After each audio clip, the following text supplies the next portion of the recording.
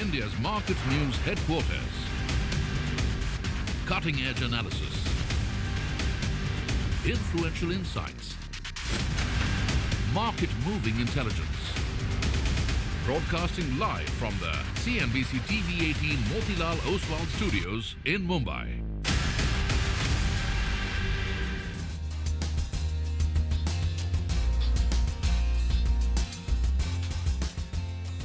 Good morning. You're with us here on a fresh new edition of Bazaar Morning Call. Middle of the week, it's a Wednesday morning. And we got that much-awaited, much-needed relief rally yesterday. The question is, have we seen the bottom for, not ever, but I mean, have we seen the bottom, a major bottom, or is it temporary? Today, of course, is also the RBI meeting, so there is a lot lined up. We're coming to you from the CNBC TV 18 Motilal Oswal studios. I'm Prashant, Surabhi and Nigel with me. Guys, hi, good morning. Hi, morning, folks. Morning. So after tracking the Fed, after tracking Bank of Japan, after tracking the PBOC, It's our turn. It's finally time to look home today. And let's see, we will talk more about it as we go along. But at least there was some green on the screen yesterday. And global markets have shown a lot of green this morning as well. So I think bulls will take that. I think bulls will take that. And so, you know, there's the sort of clock going down to Shaktikanta Das, the governor of the RBI. So 2 hours to go. And we'll have that clock up as a reminder that this is important. This policy becomes a little more important than usual because, of course, what the turns the global central banks have all made. But let's begin where we need to, which is essentially the market yesterday. The Nifty ended its 6-day losing streak, and we had a higher close. So, you know, a positive daily close is something we were sort of looking for the day before yesterday. It did not happen. There were 2 or 3 big sell-offs from the day's high. And yesterday as well, and finally we got it. So, you know, the question is the low that the market made, which is 24,694, is it a major bottom now, or is it a temporary one? And I think we can only, there's no way to really answer it, you know, immediately. You got to sort of take it step by step. But I think there were 2 big reasons. One was in a way anticipated, the other was not. One was the fact that, and we were joking about this yesterday, China disappointed, so there was no real pull towards China because this FI selling, you know, all compressed together in a very short burst was a real thing. And the second was, which was completely unanticipated, was politics here. And that's the reason why. I mean, till about 10:30 or so, the market was still dithering, not really sort of, you know, it didn't push in a decisive way, but once it became clear that it is the BJP in Haryana, and I think out of China and Haryana was the biggest surprise. So the market, of course, surged after that. We ended about 0.8% higher. Okay, now last night, equities have a positive close. Nasdaq has ended about 1.4%. Tesla was up 4%. Meta, I mean, all of these large tech stocks did well. Brent oil prices, they fell about 4.5%. So disappointment with regards to China at the margin. Although, you know, one is, again, reading that it is this press conference which happened yesterday was important, but the bigger one where perhaps the details of that fiscal sort of push, etc., will only come in the Ministry of Finance press conference, details of which are unknown. So maybe, you know, for China, the bid is there. It's not just like, you know, it was a violent move higher and there's profit booking which has happened. With oil, you know, the other thing, of course, is this waiting for escalation.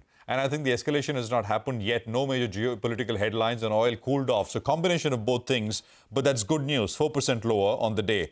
Yields in dollar, not very much, flat and largely unchanged. So I'll get straight to levels here. So on the way up, the resistance for the Nifty stands at 25,240, 239 to be precise, which is the very short-term hourly moving average.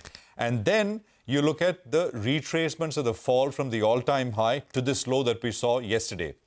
And 3 levels, you got 25,300, 25,485, 25,672, 38.2, 50% and 61.8% retracements of this fall from the high to the low. And as I said, supports at the low, which is 24,694. Now, you know, for the Nifty bank, resistance comes in again, the short-term, very short-term, 40 hourly exponential, which is 51,800, which we left off at 51,021 yesterday. So some distance to travel. 52,330, by the way, is the 50% retracement of the falls. Same fall from the all-time high to the recent low. And of course, low of 50,194. Similarly, like for the Nifty, should not break here for the Nifty bank as well. Just leaving you with the RBI, and Surabhi will talk more about this. Will it change their policy stance? Well, I think the reason why there is more chatter is because Fed has done it, it started, China has done it, Japan has done it, UK has done it. So policy, monetary policy in big markets around the world is now tilted a little more dovish. So at least in terms of policy stance, we'll see. GIFT Nifty will come up to give you an indication of what the start is perhaps looking like.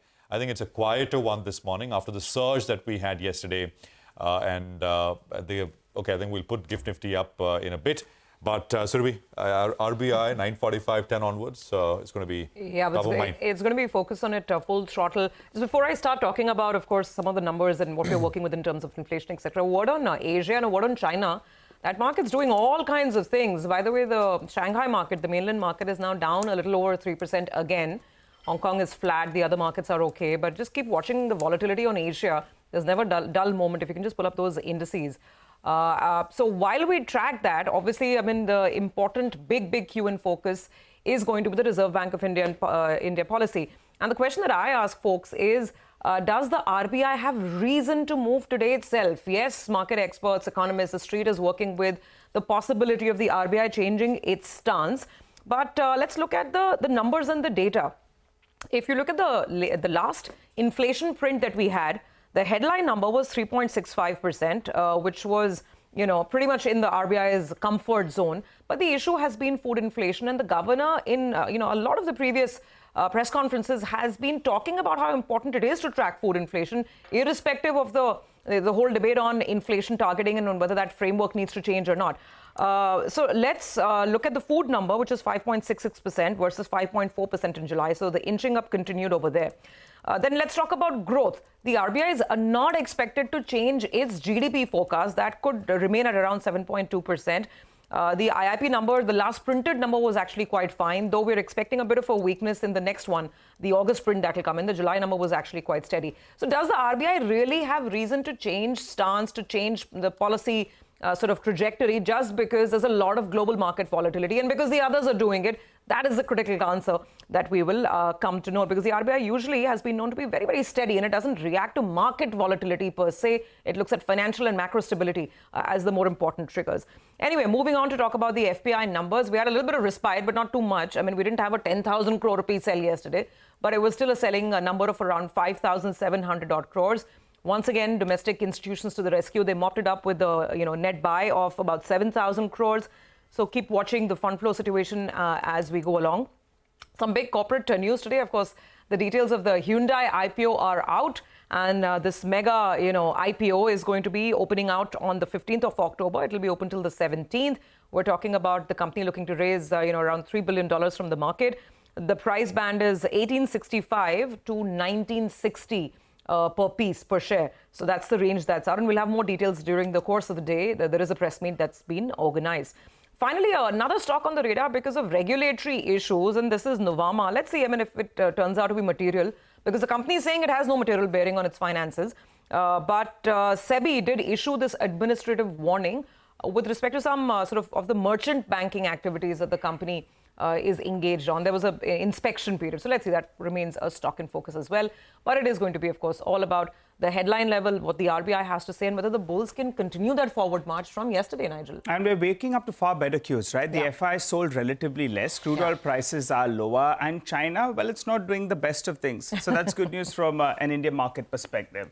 So yesterday, there was a bit of a party actually on Dalal Street, and that was after a while. But the best part about a party is actually the after party.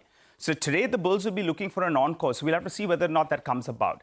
And the key index to watch today will be the Nifty Bank, because the RBI governor obviously will be giving his verdict. And then also because we have the weekly expiry on the Nifty Bank today. And talking about the Nifty Bank, yesterday there was a bit of a short covering bounce that did take place, because it ended high with a gain of around 500 points and the open interest was lower in trade. Now, positioning in index futures, the clients as well as the FIs, they've turned things around. And now, in fact, they're at opposite ends. So the FI as well, the net shorts is the highest we have seen all the way since June 2024. But now their short positioning is at around 75,000 contracts. While on the client side, they have turned things around. The FIs went from net long to net short. The clients, well, they were net short. Now, in fact, they're net long. And this positioning is the highest we have seen all the way since June. So both of them opposite end of the spectrum. And as the recent past tells us that the clients normally have been getting it right. So maybe there could be a bit more on the upside from here on. Looking at the options data, two strikes I'm pulling up, the 25,200 put and the 24,800 put. So both these two, if you look at the premiums out there, and if you punch in the numbers, you're getting a broad range. The recent reference point on the downside is 24,700. The 20 weekly moving average, that's at around 24,500 or thereabouts. So that range becomes very, very important on the downside, 24,500 to around 24,700. And on the upside, going by the options data, well, that's the important marker you're looking at in terms of a resistance zone. So till then, I think we'll be in a bit of a range till we decisively break these levels.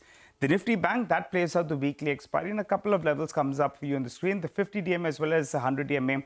That's the crucial numbers that you're looking at. You'll want it to break both these two levels decisively to get further direction out there. For now, that'll be a bit of a resistance zone. Moving to the stock of the day, I'm looking at Interglobe Aviation. The reason is yesterday it had a very, very good close. And the stock, yes, in yesterday's trading session, managed to end close to around the 50 DMA. It has closed above the 100 DMA, but the 20 DMA comes in at around 4,800 rupees. Crude oil prices are lower. It's the leader in the segment, and we're getting into a very busy season. So Interglobe Aviation, post that strong close, I'll keep an eye out on this one as well. Okay, all right. Let's then straight away get to it. Nigel, you get back here and we'll get started with the equity call of the morning. Alexander Redmond of CLSA says the Hang Seng China Enterprises Index and Hang Seng Index closed down 10.2 and 9.4% on Tuesday. Their worst single-day falls since October 2008.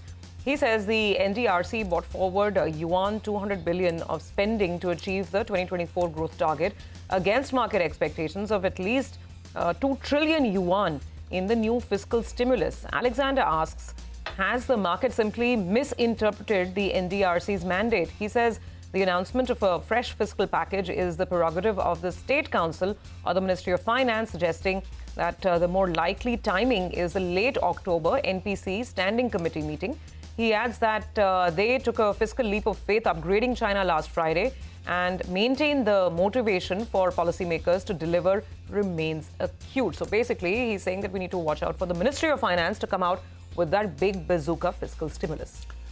All right. Lots about China. Let's talk about the RBI, the election outcome yesterday as well. This is Mahesh Nandurkar of Jefferies, who says that BJP's win in Haryana state election for their third consecutive term comes against the opinion and exit polls suggesting a defeat. While Congress's victory in J&K is on expected lines, he says Haryana outcome should be an investor sentiment booster in the interim, even as more important Maharashtra state elections is weeks ahead. He says the manifesto analysis shows the cash transfers and populism remains on the rise.